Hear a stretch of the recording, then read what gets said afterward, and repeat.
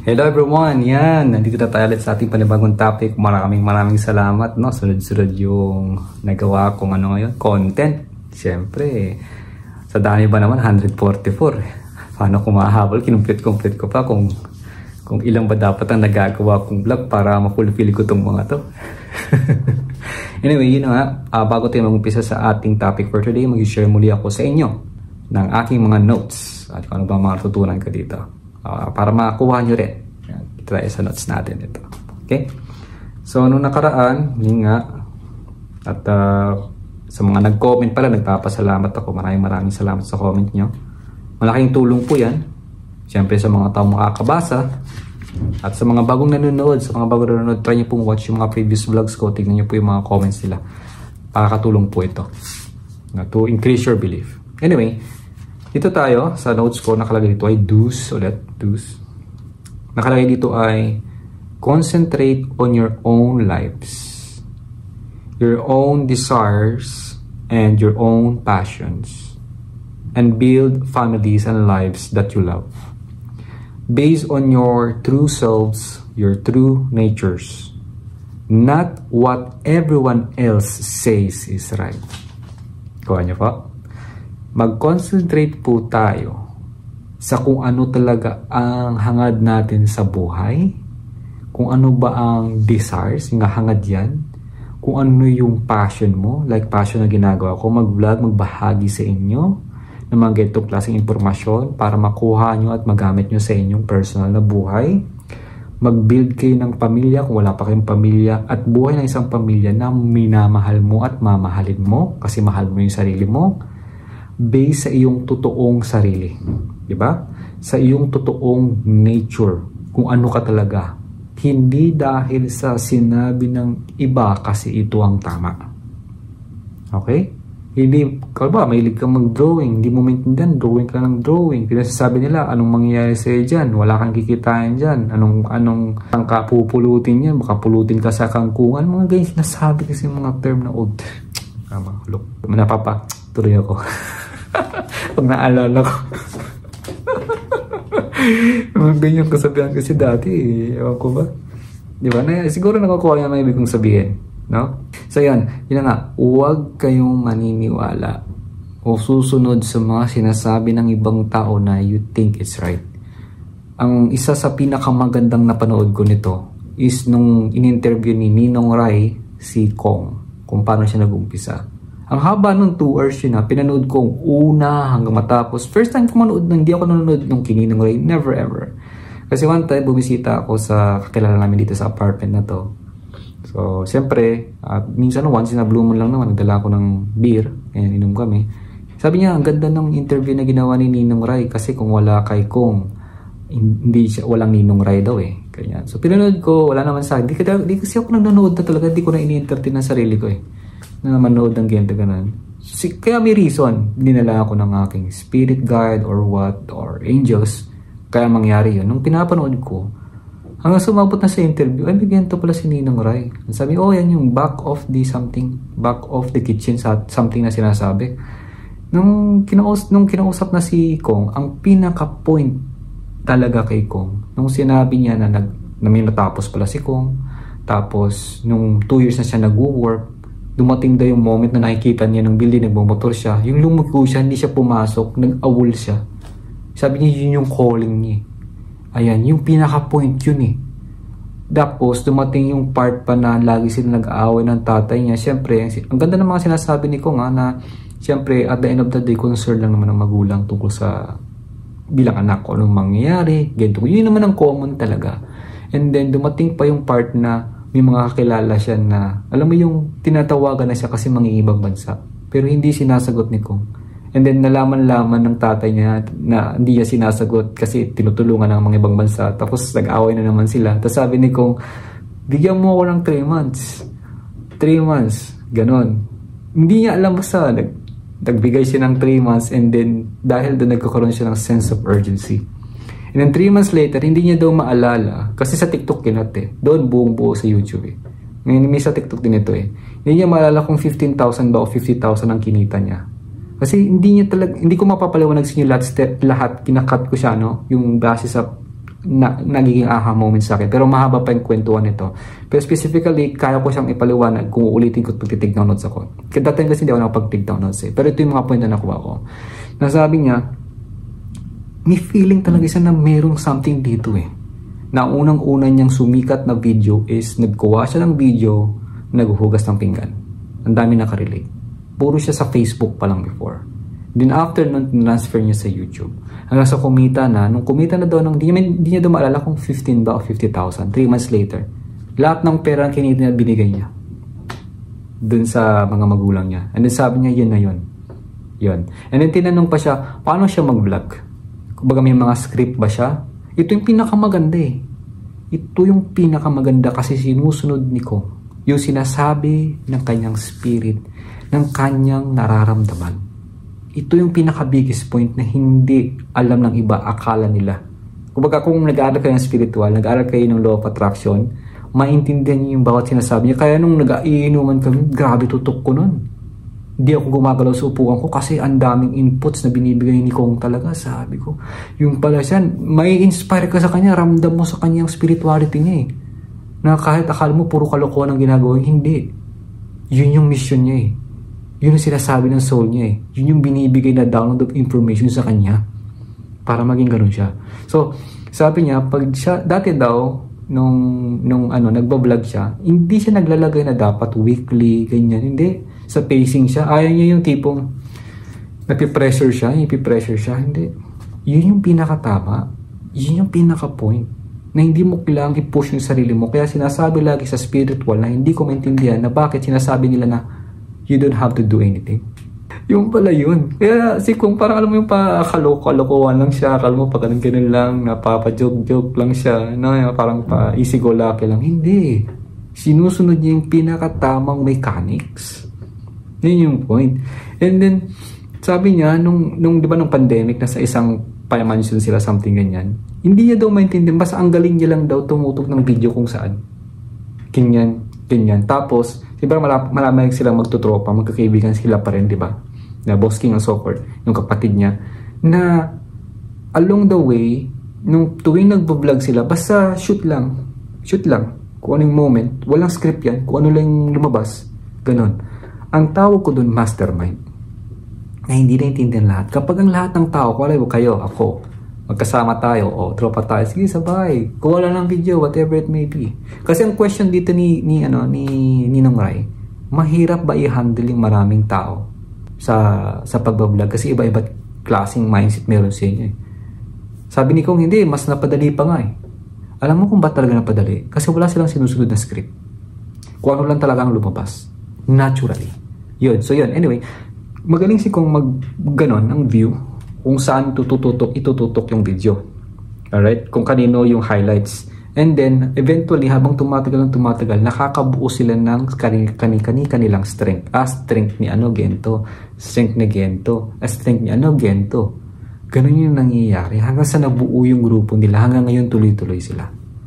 Yan. So meaning, sinusunod talaga niya yung talagang nararamdaman niya. Yung pinaka-point yung spirit eh. Yung sundin mo yung sarili mo eh. Alam mo yung ang daming binigay na sagot ni Kong sa akin pagdating sa pagko-content. Nalala na sabi niya, ang pinakamaganda pa nun, nag-uumpisa siya. Kasi nga, 2 years ang walang work eh. Na kumuha siya ng video, may tablet pala siya. Tapos wala pa silang internet, nakikiconnect daw siya sa kapitbahay nila, hindi niya alam kung anong pangalan, hindi niya daw alam, basta nagkaroon lang, basta may way, sabi niya, basta nga gusto, may paraan, sabi niya. Totoo naman eh, hindi ginawa niya solusyon, makakonect lang doon siya mag-upload ng video. Basta makikita mo sa kanya na pag ikaw ang nag-take ng video, pag ikaw gumawa ng content, kahit anong device yan, maganda yan. 100% agree ako doon, I'm a living proof. Kung makikita niyo yung mga first ever vlog ko hanggang 2022, ang gamit ko lang na cellphone nun, Vivo.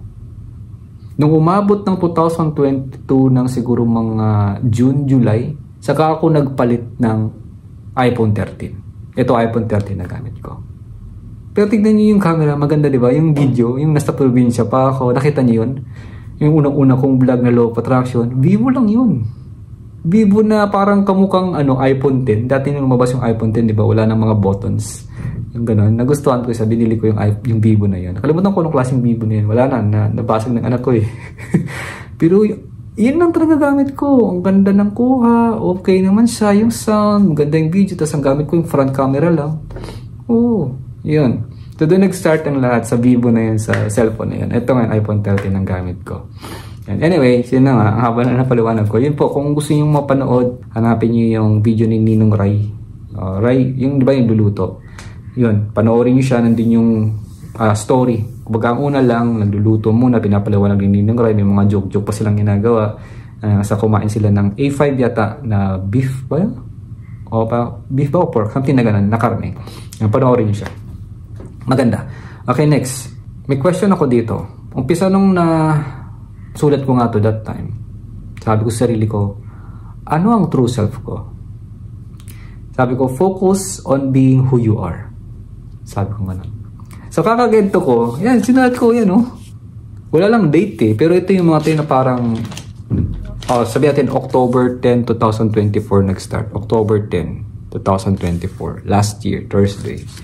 Tapos masalo ako nag-deep dive down nga dito sa ano na to, spirituality. Tinatanong ko na yung sarili ko, ano ba talaga ako. Yan, hanggang sa umabot na ako sa dito. Ayan. Tapos, napapush ako bilhin yung A Course in Miracles, yung pinakamahal na book, $40. Sa lahat ng books ito, yung pinakamahal, $40. Convert nyo sa sa peso. Magkano yung $40 times mo sa 42 o 41 pesos. Ayan, ito yung presyo niyan. Ayan. Tapos, alam mo yung ang dami kong feeling na bibilin ko ba? Hindi ba? Ang taas eh. May ganun pa akong feeling talaga as in. Kasi nga nag-aaral ako tapos yung part-time ko limitado lang. 20 hours per week lang eh. Yan. Talagang yung ego ko lumalaban.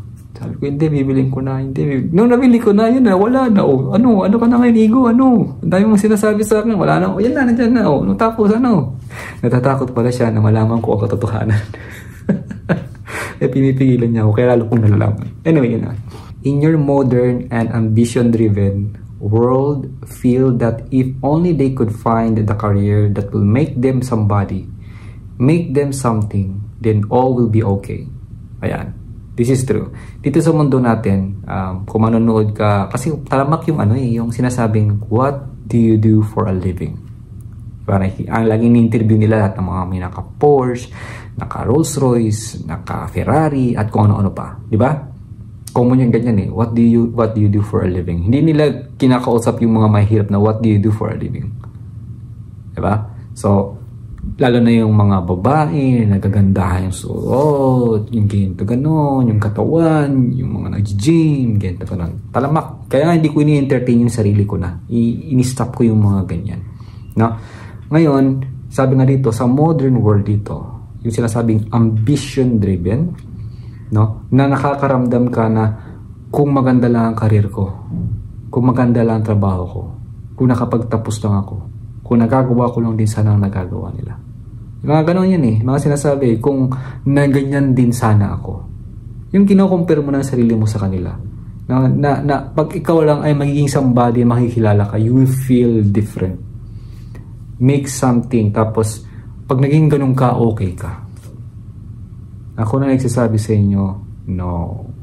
You're already perfect kung nasaan ka ngayon actually.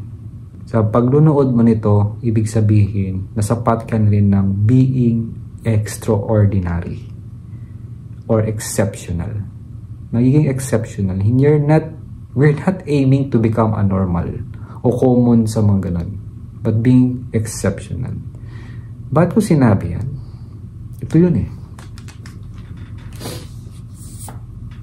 Kilala nyo naman siguro to. Si Mother Queen Elizabeth.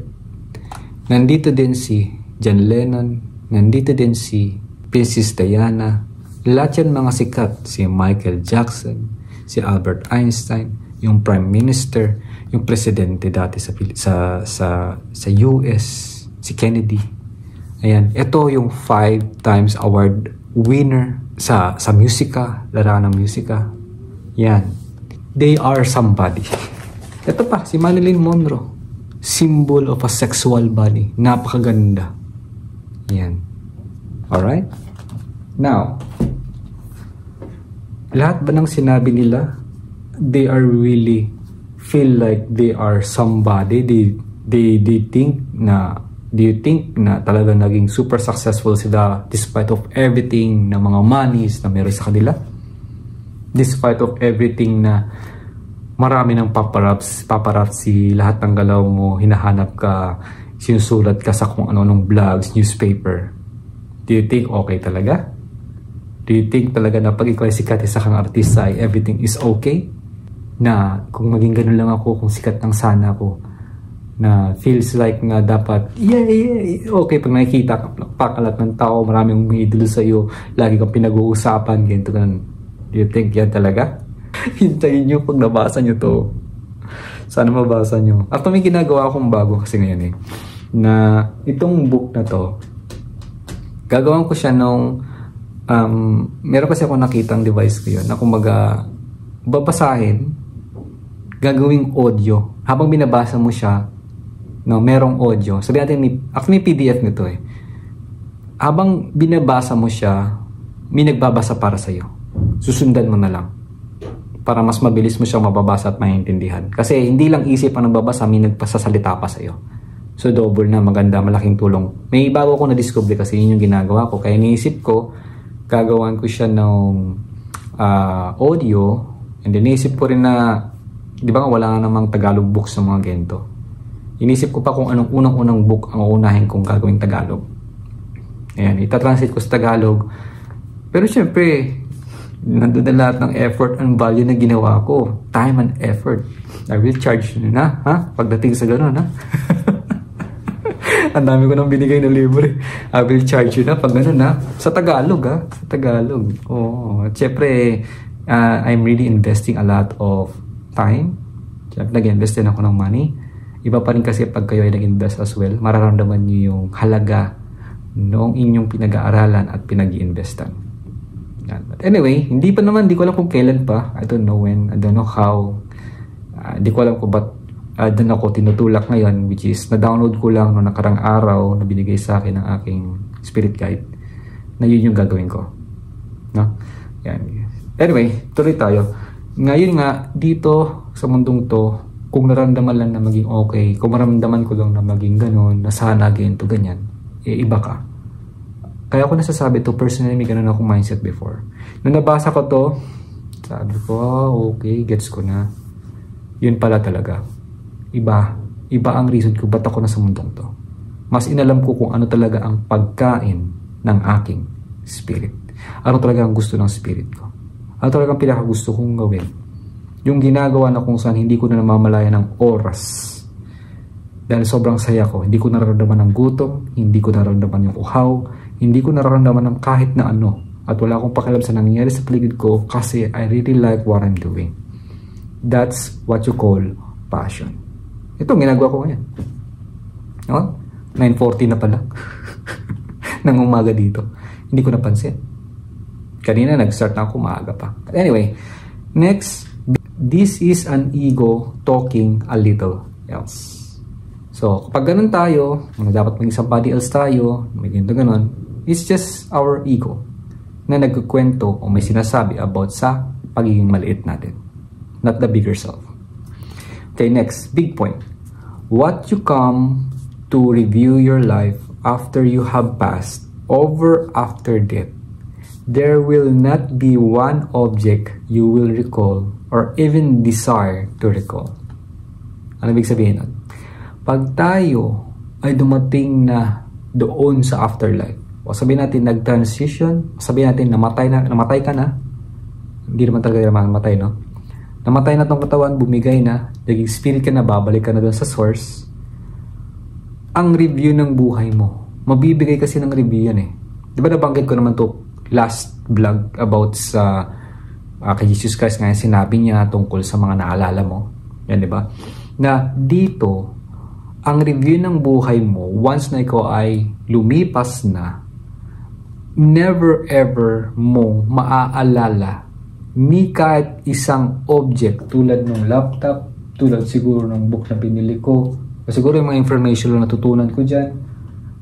Umaling maalala ko to, Mas maalala ko to kasi malaking tulong yung mga bagay na nabili ko, mouse, keyboard, Nintendo Switch, PlayStation 4, 5, or TV, or tong cellphone, tong ito, yung damit, o kung ito, yung kwintas na to. Ayan, hindi ko maalala tong mga to.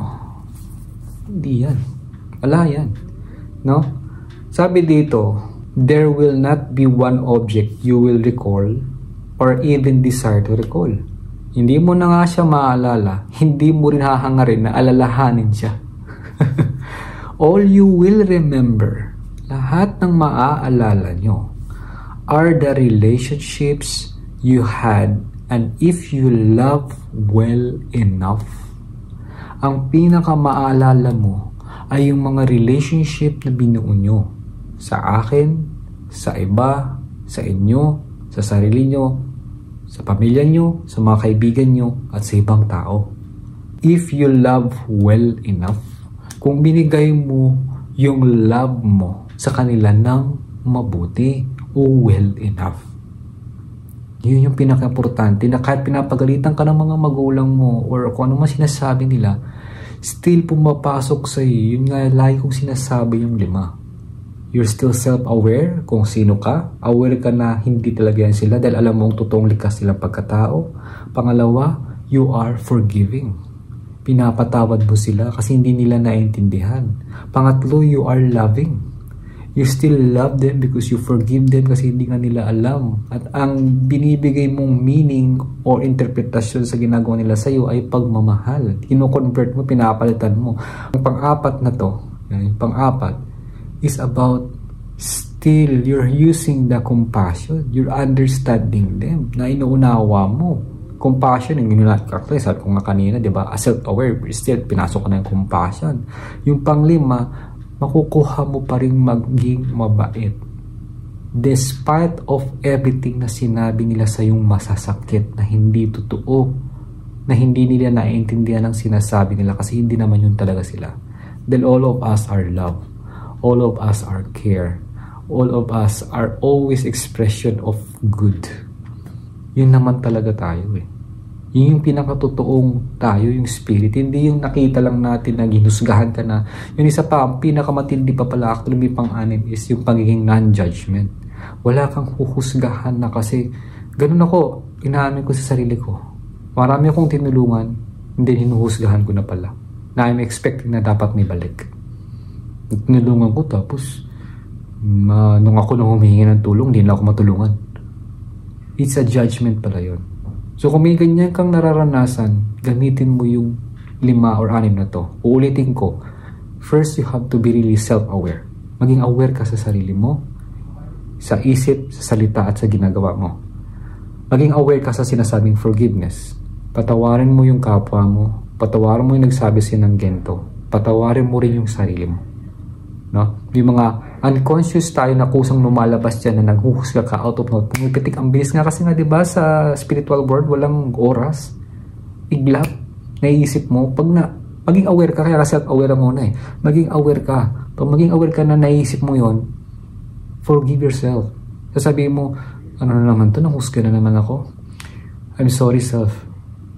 I'm sorry. I forgive myself. Hindi ko alam kung ano ang aking na-program before sa'yo, sa sarili kong to.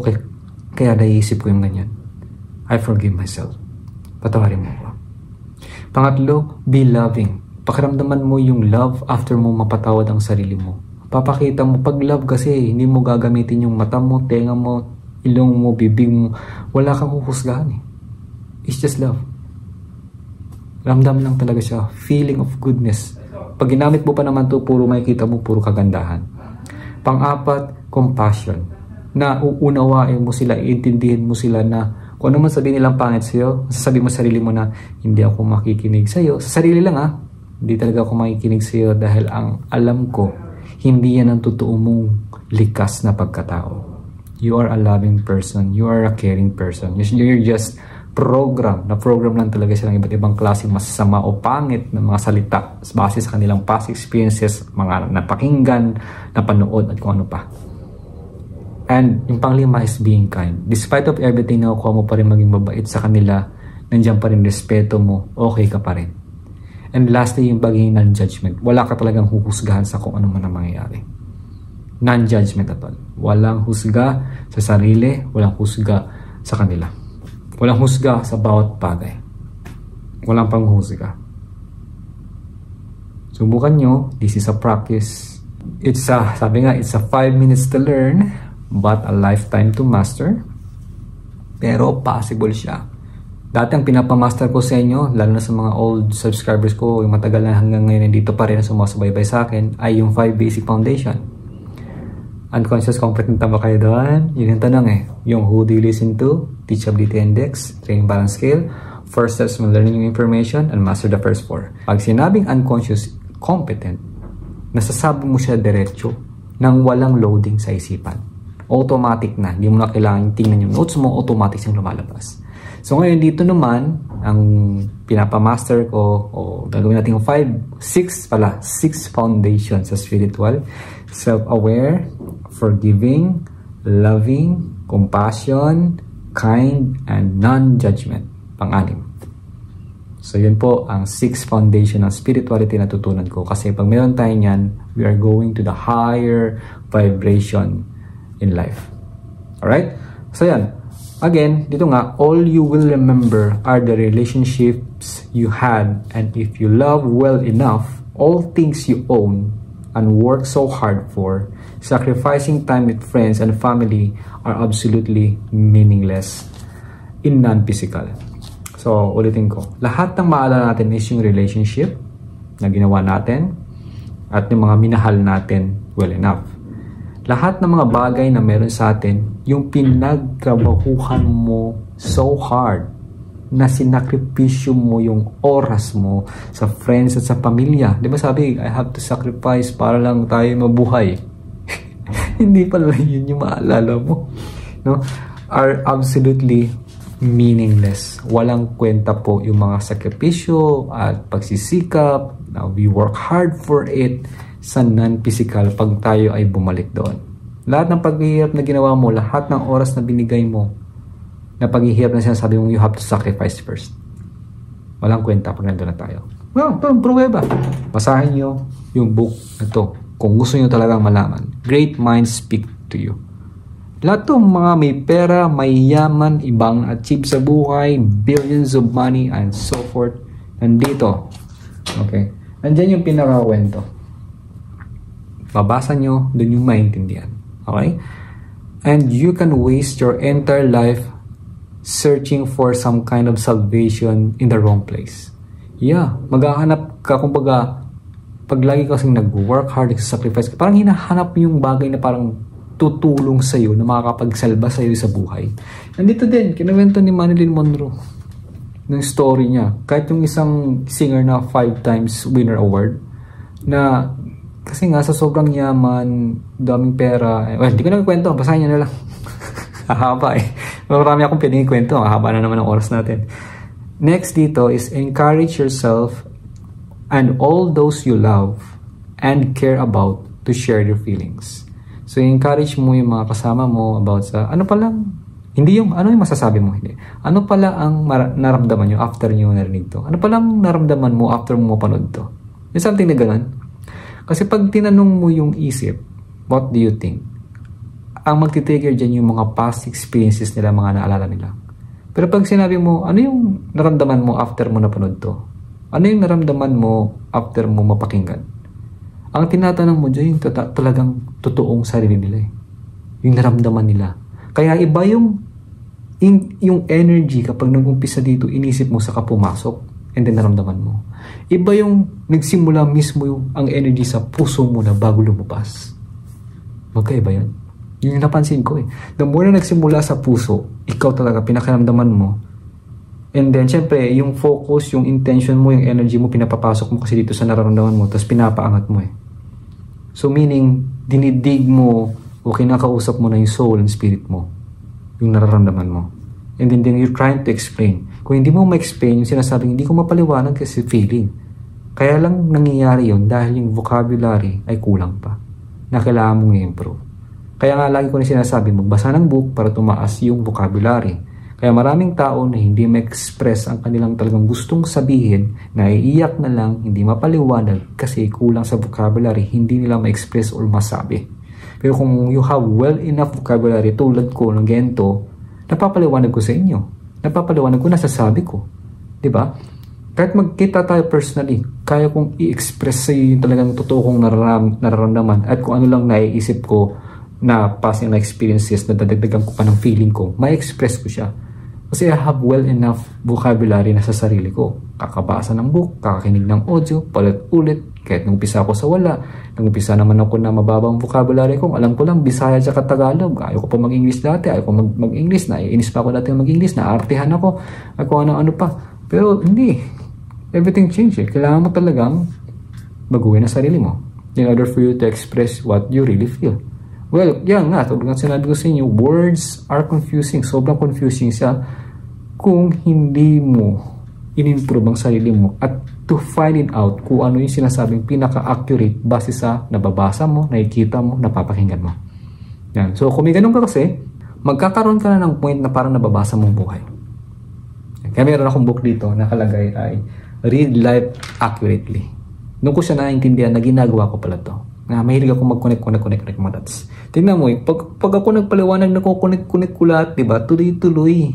Hindi matatapos. Grabe yung download ngayon ng information ko. Wala pa tayo sa topic. Andito pa lang tayo sa notes kung dami ko nang napapaliwanag. At tingnan niyo yung mga words na binibitawan ko. Pakinggan niyo. May narinig ba kayong mura? May napakinggan ba kayong naiinis ako? Narinig niyo ba sa boses ko na medyo naiinis, nagagalit? No. Everything is dahil nagbibigay ako ng attention sa pumapasok sa isip ko. Hindi ko alam naging unconscious competent na ako pag ako ay nagsasalita kasama ang isip. Hindi nilalabas ko. Yan. Yun yung nangyari sa akin. Tapos, pag nagbibigay na ako ng explanation sa inyo dito, ang unang gumagana, dito. Then, biglang papasok to, parang may dinadownload and din lalabas dito sa bunga ako. Yun yung nangyayari sa akin. Anyway, yun nga. That is the path to bliss. Yun yung path sa bliss kapag i-encourage natin ang mga taong kasama natin. Yan nga. Anong naramdaman mo pala after mo mapakinggan yung mga sinabi ko? Comment naman down below. Ganun din, no? Comment naman down below para mabasa ko naman kung anong nararamdaman nyo. Yeah. Anyway, as you do it more often, the hearts of all those to whom you speak with love and honesty will be grateful and return the favor. So, ganun pala yan. Kung the more na ginagawa natin to sa mga taong kasama natin, kaibigan natin, you always ask what they feel. In the meantime, darating pa talaga yung time na kung saan ay magbibigay balik sila sa'yo. Ito yung ginawa pala ni Jesus Christ, diba? Voracious, always curious, and always about asking not only what they know, but what they feel. Yan. Anyway, yun nga. And then next, this is what spiritual success is.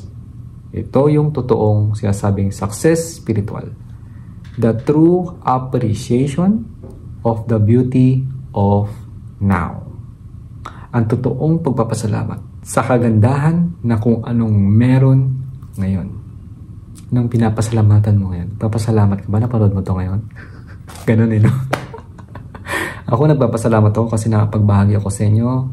Nakita ko yung solusyon na gagawin ko para maparami yung vlog o yung content na may bibigay ko sa inyo. Ayan. And then, not the car you are saving for or the relationship you think will save you from yourself. So, yun. Hindi yung iisipin nyo kung ano yung makukatulong sa inyo in the future, kung yung pinag-iipunan yung mga motor man o sasakyan o kung ano man yan. But the spiritual success is really about sa pagpapasalamat ng kagandahan or beauty ng kung anong meron sa iyo ngayon. Kaya po sinasabi ko before na wala kang pakialam kung mangyayari siya o hindi. Basta nakafocus ka ngayon sa now mo at pinapasalamatan mo at masaya ka. Yan. Alright? Next, another note. If you are able to be with yourself, kung kaya mong maging ikaw talaga sa sarili mo, mag-relax and mag-enjoy, kaya mong mag-enjoy what is all around you and what you have in peace. Kung anong meron sa'yo in peace, you will be guided to the next best thing for your true success. Ito yung sagot sa sinasabing, why do you have to focus on the now? Ba't kailangan mag-focus sa now moment? Ba't kailangan mo mag-focus sa present moment? Kaya kailangan mo mag-focus sa present moment dahil kung kaya mo, yun nga, kung kaya mo maging sa sarili mo, kaya mo maging relax, kaya mo mag-enjoy in your present moment, sa lahat na nangyayari sa paligid mo, you will be guided to the next best thing for your true success. Kung kaya mo mag-focus sa present moment right now na maging masaya, maging thankful, ikaw, ako, ay mag-guide sa next best thing sa totoong success na hinahanap natin. Kaya ako sinulat dahil sinubukan ko rin to sa sarili ko eh. Kaya habang tumatagal, mas talo kong nagugustuhan na ako yung mapag-isa. Dahil nadadownload ko talaga eh. Nalalaman ko, nararamdaman ko kung anong next best thing na gagawin ko eh. Before, lagi ako nag-aapura. Law of attraction, parang may gusto kong patunayan palagi. May gusto kong laging ipakita sa inyo. Ego pala yun. Sinasabi ko na dapat may mapakita ko, dapat may nagbago, dapat hindi ganito, dapat ganyan. Ego pala yun. I'm not focusing on my present moment. No? Kaya nga natagalan ako bago ako makapag-upload talaga ng mga vlogs before because of that. So nung natindihan ko na itong mga spiritual, it's not about it. It's really about focusing on the present of now. Kasi kung nakafocus ka sa present moment of now, ibig sabihin, hindi traffic yung term, no? Traffic din sa isipan mo, hindi magulo. Open ka. Kaya yung spiritual natin, o yung spirit, yung source natin, pag ikaw yung mag-isa, mabilis ka nilang makakausap. Walang ingay sa paligid mo. Ikaw lang mag-isa. 100% focus ka. Wala kang iniintindi, wala kang pinapakiramdaman. Yun. Kaya, kakapag-guide nga naman talaga sila sa'yo kung ano yung best next thing na gagawin mo patungo sa success na hinahangad mo. Alright? So, itong sinasabi ko sa inyo, hindi lang ako ang nakapagsabi nito. Ito rin, yung kilala nyo. Albert Einstein. May kwento siya na sinabi nga niya na kung titignan nyo, I'm working alone always. Pero hindi alam ng karamihan na tao na siya ay sobrang nakafocus sa meditation at makipag-usap sa kanyang guide, spiritual guide. Nag-a-ask siya ng information from the non-physical na ida-download niya at gagamitin niya, dadali niya dito sa mundo. Yun yung sinasabing, pag nag-focus ka sa present moment mo, you will be guided for the next best thing towards your success. Okay? Ano masasabi mo? Sinabi ko yung isipan mo ha. Next. Anong naramdaman mo? After mo mapakinggan. May naramdaman ka ba bang pinapaliwanag ko siya? Look the difference. Nung sinabi kong anong masasabi mo? Nandito. Tingnan mo rin ulit. Anong masasabi nung naramdaman mo? After mo napakinggan ang sinabi ko pagdating sa present moment. Comment down below. Okay. Comment down below naman. Siyempre. Para malaman ko o malaman ng iba kung ano yung gustong express na yung nararamdaman. Huwag mong limitahan ang sarili mo. Express it. Pumunta tayo sa mundong to express what we feel. Expression. That's the freedom. The freedom to express ourselves. Not to limit yourself kasi nahihiya ko, ayoko, wala akong masabi. Kasi ang ego mo, pinipigilan ka, mahiya ka, bigyan mo ng worth ang sarili mo, baka anong sabihin nila. That's the ego. And if you're really going to express what you feel base sa napakinggan mo dito, it will help you. Not, comment pa lang yun, hindi mo pa sinasabi yan sa ibang tao. Sa comment pa lang, hindi mo magawa. So it's really challenging for you to express the true of you sa iba. But you have to practice it. Kahit sa comment lang. Right? Anyway, next, October 31. O yan, October 31 yung date na nilagay ko next. Umpisa dito pala, nagde-date na pala ako. October 31, 2024. Sabi dito sa note, seek and you shall find. It does not mean that you should seek blindly and disparately. So, di ba nasa Bible kasi ito? At marami laging nagsasabi na hanapin mo at makikita mo siya. Seek and you shall find. Knock and it will be open to you. Ask and it will be given. Di ba ganun? So, ang sinasabing seek and you shall find, hindi ibig sabihin na magbubulag-bulagan ka, nakahanapin mo siya at desperate ka na makita yung hinahanap mo. No. Ang meaning ng seeking, meaningful seeking na sinasabi dito is conscious ka, undertaken, consciously organize. Yung sabing consciously undertaken, yung conscious ka sa mga bawat ina-undertake mo, ginagawa mo. Consciously organize. Yun nga, kailangan sinabi ko nung nakaraan din, you have to be organized sa mga bagay-bagay na meron. O, tignan nyo. O, maka-organize yung notebooks. Ayan. Diyan. Ayan, dito pa yung book, di ba? So, ito. Inorganize ko to yung bagay dito sa loob. Ba't maaari naka-organize? May mga notes man. Nagugulo lang. Siyempre, minsan yung mga anak ko nandito. It's uncontrollable. Pag ako nag-organize sa bahay, napapansin ko, few weeks later, magulo na naman. Kasi ako lang naman pinaka-nakaintindi ng organization eh. Kung ituturo ko sa kanila, ayaw naman nila. So, kung tulad nga sinabi ko, walang pilitan, hindi ako mamimilit na. Dati namimilit ako, nangagalit ako, kaya tuloy lumalayo ng loob. Kaya nahinayaan ko na kung hindi pa sila ready. Hindi na ako darating sa point na talagang todo ko. I know, in time, darating ang pinaka-perfect moment, maintindihan nila kung ano sinasabi ko. Yan, okay? Kahit nga sa schedule, organize. Oh, kaya nga sabi ko sa inyo, there's no such thing na busy ang tao kung organize ang kanilang schedule. I-organize mo. Okay? Kung ano yung mga gagawin mo. Alam mo na ahead of time kung ano yung mga gagawin mo. Minanoos ko pa dito kung ano mga gagawin mo, ano mga everyday na daily na gagawin mo. Kung aware ka kasi sa ganyan, it's easy. It's more easier to compress o yung magkakaroon ka talaga ng time, makikita mo, ay bakante na pala ako dito. Sabi na ganun. So yun guys. Anyway, seek and you shall find. Hanapin nyo ng hindi bulag-bulagan. Nagbubulag-bulagan lang at desperado kayo na mahanap yon. It's not about that. It's really about consciously undertaken, di ba? Consciously organized. You have to organize. Consciously directed. Pag sinabing consciously directed, ikaw nagdidirect sa sarili mo. Kasi, maaaring for sure right now, may ginagawa mo na lang after nito, ginagawa mo na lang mga bagay as it is. Parang kung ano na yung kusa sa'yo, instinctively, o walang consciousness at all. Hindi mo sinusulat kung ano yung mga ginagawa mo. At example na mabibigay ko sa inyo. Teka, hanapin ko yung notebook ko. Dito, sa bag ko. Kaya ito ko sa inyo. Kasi ginagawa ko na talaga dati ito na nag-umpisa ako. Binabalik ko lang ulit ngayon eh. Na kailangan kong gabayan ang sarili ko. Consciously direction. Ginagawan ko ng direction ng buhay ko. Kahapon nandun ako sa work ko.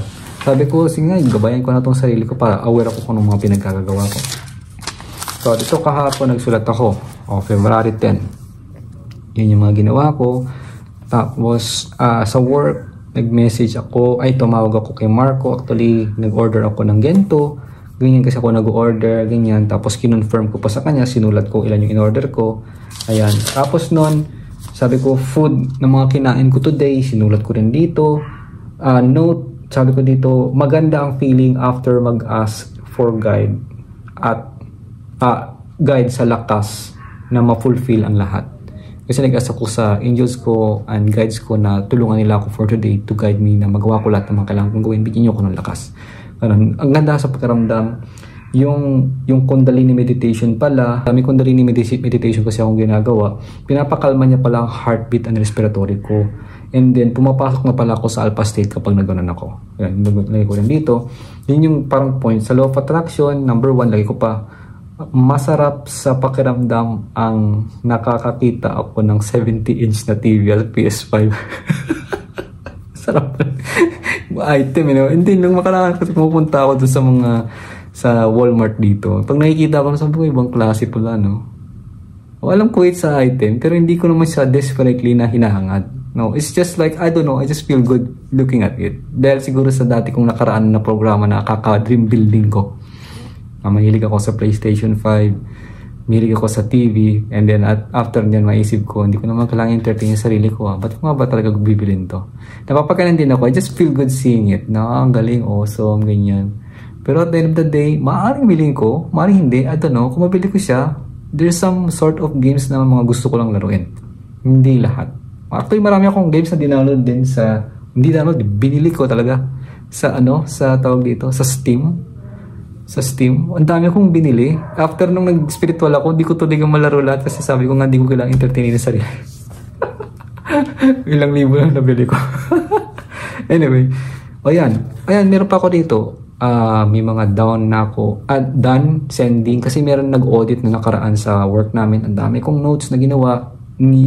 Sinulat ko ulit para ma-organize ko, din sinet ko sa chat group dito.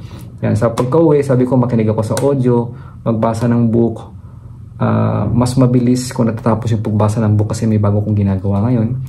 Tapos supposed to be magbubook ako ng appointment sa Scotiabank ko kasi magpapa-increase sana ako ng aking credit limit kasi yung limit ko is 1,000 lang, kung baka pwedeng gawing 3,000 o 4,000. Ayan, hindi ko na siya ginawa ngayon dahil ito, mas pinarority ko mag-vlog. Kasi nga, dahil sa una kong sinabi, nadadamihan ko yung content. Kasi nasa 144 episodes pa, lahat. No? Print ng mga documents na kailangan. Ayan, hindi pa ako nakapag-print, but I will print it. I-organize ko ulit siya dito. Kaya inauna ko lang to, i-edit ko, i-upload ko, para pag nakaplastada na lahat, yun yung sinasabing, I have more time to do the other things na kailangan kong gawin. Kailangan, susulat ko yun doon, siyempre.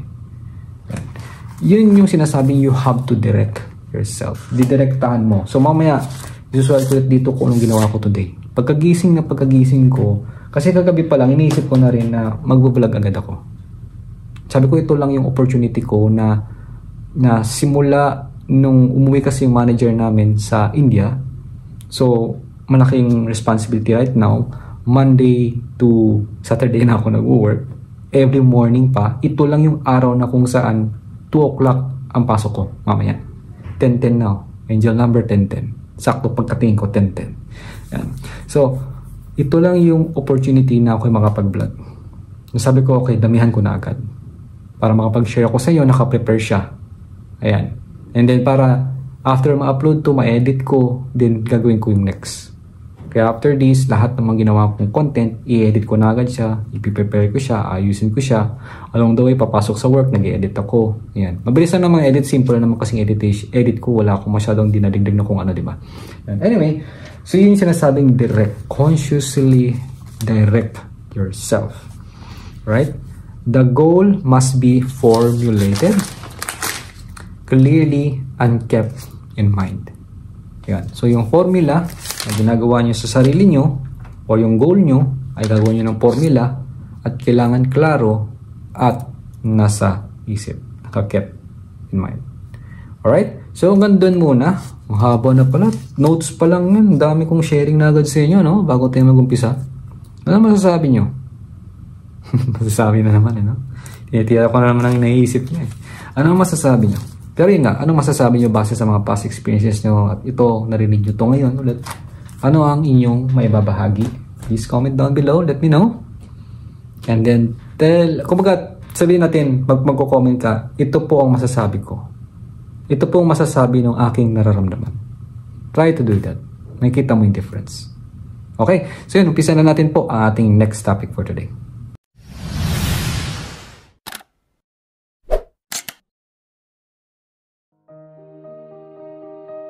Hello everyone, ayun, once again, my name is Rudy Claserna. Maraming salamat at ito, nandito na tayo muli sa ating panibagong topic dito sa Jesus, My Autobiography. At ang magiging topic nga po natin ngayon sa araw na to, ito na nga po, no? Ang sinabi ko nakaraan, understand physical attributes of historical Jesus. So once again, babasahin ko siya and then ipapaliwanag ko sa inyo in Tagalog sa abot na aking mga kaya na kung saan madali pong maintindihan ng bawat isa. Ayan. Many of you assume that I only work in your culture. Marami pang ganun. Na-assume nila na nagtatrabaho si Jesus Christ sa kung ano lang talaga ang religion nila. Tingnan mo ang daming religion, di ba? Catholic, Couples for Christ, Single for Christ, Christianity, mga ganyan. So may iba't iba silang paniniwala, dating daan, ano pa. Di ba? Iglesia ni Cristo, mga ganon. So, may kanya-kanya silang paniniwala na inisip na siguro na si Jesus Christ is just working for them. Or wala silang Jesus Christ, I don't know. Wala talagang idea. No, I'm just saying it that there's different kinds of religions. Diba? So, dito sinasabi, culture. Working for a culture. So, wala mang religion, kultura. Ano naging culture na work for it? That's it. That if anyone encountered me, they would know who I am. Yun yung point. Since na-program ka sa kultura na ganito, ayan, once na makita mo si Jesus Christ, alam talaga nila kung sino si Jesus Christ na sinasabi. Okay? This, of course, is not the case. Yun eh. Kasi, alam mo yan yung mga bagay-bagay kasi masyado tayo na program na yung itsura ni Jesus Christ. Ganito, ayan, ganyan. This is not the case. Kung ano man ay turo sa atin sa kultura, sa Biblia, o kung ano man na nakapako sa krus, umiiyak ng dugo, o kung ano man pinalo. Anyway, there are many beings who have no clue what I look like. Totoo. It's true. Maraming tao na hindi talaga nakakaalam kung ano ang totoong itsura niya. You have your religious painting. Okay? May mga religious painting tayo of an Anglo-Saxon. Hanapin niyo yan. Anglo-Saxon, ANGLO-SAXON. Anglo-Saxon. Search niyo yan sa sa Google. Anglo-Saxon Jesus Christ. Yung painting na yan. Bearded fellow with blue eyes. Yung kumakita niyo dun yan. But of course, that is not the physical form I took in. Hindi yan yung totoong katawan o physical ni Jesus Christ noon. Hindi daw talaga yan. Ito, hindi yan. The desert I took in, the desert life we write about. Ito nga, di ba nasa desert life siya? Sabi ni Jesus Christ, ito, I had a black curly hair. I had quite dark skin, especially in the summer months. Okay?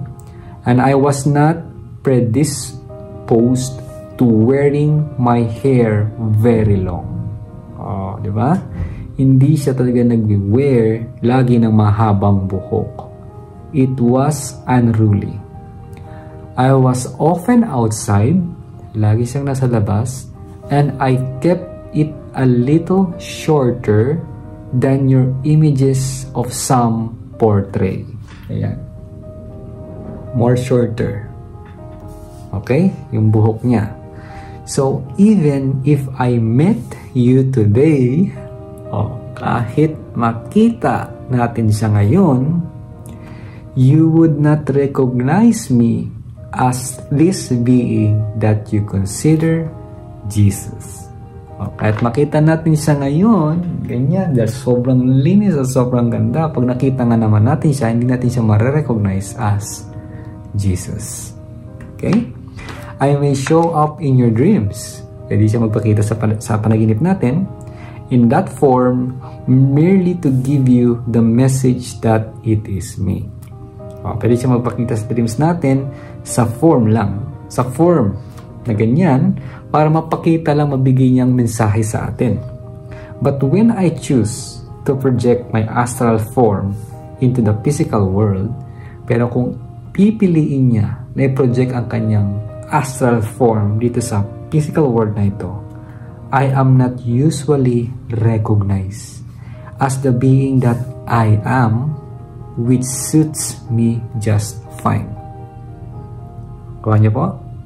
So, lahat na nakita niyong picture, santos, kung ano man, pag nga naman ang totoong Jesus ay nagpakita sa harap mo, hindi mo siya makikilala o maiintindihan. O marirecognize. Baka di mo nga pansinin eh. Kasi ang alam nating picture ay ganyan. Diba? You get the point? Another aha moment pa to? Comment ulit down below. Yan. So we continue our story, the tale that I am weaving of my life, my real life.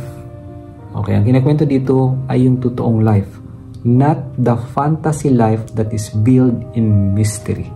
Hindi yung fantasy na narinig natin na maraming punong-puno ng misteryo. Kaya nga sabi ko, di ba, napaka-importante nung sinasabing who do you listen to.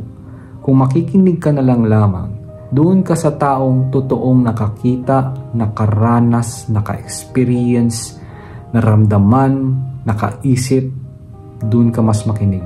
Ito rekta kay Jesus dahil si Jesus ang nagsulat mismo. Oo, sabihin mo, hindi, gamit niya katawan ni Tina. Still, ang spirit itself, ang mind and consciousness ay kay Jesus. Ginamit lang ang katawan ni Tina. Ginamit as bilang boses at pagsulat. Alright? Yun yung naging way para makuha natin directly ang information ng walang filter. Nang walang, alam mo yung pag may mga tao kasing, halimbawa, ako, i-interviewin ko si Donald Trump about how to become successful. Kung anong sasabihin niya sa akin, minsan hindi ko magets, i-dependehin ko na lang sa kung paano ko siya inintindi, kung paano ko siya pinerceive, kung paano ko siya i-interpret, yun yung susulat ko. So meaning, na-filter na, hindi ko na nabigay sa yung pinaka-right point of information na iba pa sana gusto niyang ibahagi, iba pa sana gusto niyang i-point out, iba na tuloy na sabi ko. Yun. Ito, direct na. Alright? Including all of the years of it that you have no writings about. So, kasama na dito yung story na hindi na nasama sa kwento na mga pinapalabas, alam niyan kung saan writings pa. No? Of course, I was living my life fully in an exciting way. Diba? Hindi naman napaliwanag yan, hindi naman nakwento sa atin dati yung mga ganyan na he was living in an exciting way. So guys, yun na po. Dito na po nagtatapos ang third chapter. Ikli lang, no? Mahaba yung sharing ko eh. Siyempre, iklan natin yung topic. Ganun. Hindi, talaga may ikli siya. So, ang next topic po na vlog, na abangan nyo, ay tungkol sa The Caravan Owner. Ito na. Ito yung next na magiging topic natin. Alright? So yun guys, ano ulit ang masasabi nyo after nyo mapakinggan itong vlog ko? So medyo sunod-sunod yung vlog natin. No? I hope nakakakuha kayo o nagigets nyo. Kung medyo na-overwhelmed, stop nyo muna. And then, panoorin nyo ulit in a other day. Ulitin nyo lang ulit siya panoorin. And then, mag-take down notes kayo. Kung baka sinasuggest ko is, pasadaan nyo siya ng isang beses. After nyo mapasadaan ng isang beses, panoorin nyo ulit. Play, pause, play, pause. Play nyo. Tapos, pag may aha moment, sulat sa notebook. Popost nyo, no? Sulat sa notebook. Play nyo ulit. Parang, specifically nyo na kinukuha yung bawat words na sinasabi ko. Post nyo ulit. Pag meron, sulat nyo. And then, pag sinulat nyo, ipaliwanag nyo doon sa notebook nyo kung ano yung aha moment nyo doon. Ibig sabihin gento. Ipapaliwanag nyo sa sarili nyo. Yan. Kasi pag sinusulat nyo, is parang nyo na rin inuukit sa isipan nyo. So once again, my name is Rudy Claserna. Maraming salamat po. Ingat kayo palagi. And God bless us all wherever we are. And once again, I always going to be thankfully, gratefully, and graciously going to receive your gift of comments and gift of sharing this vlog sa iba, sa inyong personal na Facebook account, sa pag-like as well, and syempre kung hindi pa kayo nakasubscribe, is sa pagsasubscribe dito sa video ko ito. And also one thing, pag-ulit-ulit ng pagnood sa video nito. See you po sa next vlog. Hilaga, timog, silangan at kanluran. Saan nga ba makikita yung sagot sa katanungan? May suntok ba yung tugtugan? Natumbok ba yung bumbunan? May tuldok